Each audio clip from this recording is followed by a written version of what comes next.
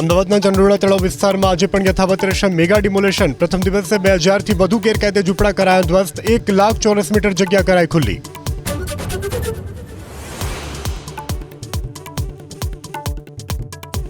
પડતર પ્રશ્નોનું નિરાકરણ ના આવતા મહેસૂલી કર્મચારીઓમાં આક્રોશ. આજે માસ સીએલનું એલાન.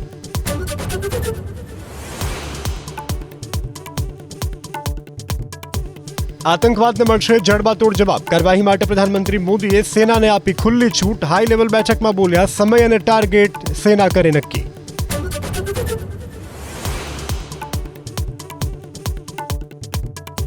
પહલગામ હુમલા બાદ પીએમ મોદીની અધ્યક્ષતામાં કેન્દ્રીય કેબિનેટની આજે બેઠક. કેબિનેટની બેઠક પહેલા મળશે સીસીએસની બેઠક.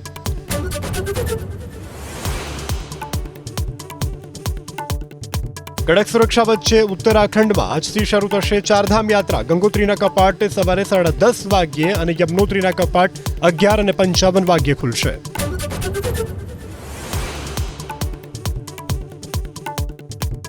આજે અખાત્રીજ પૂજા માટે સવારે 7:50 થી લઈ અને બપોરે 12:20 સુધી મુહૂર્ત. સોના ચાંદીની ખરીદી કરવા માટે શુભ અવસર.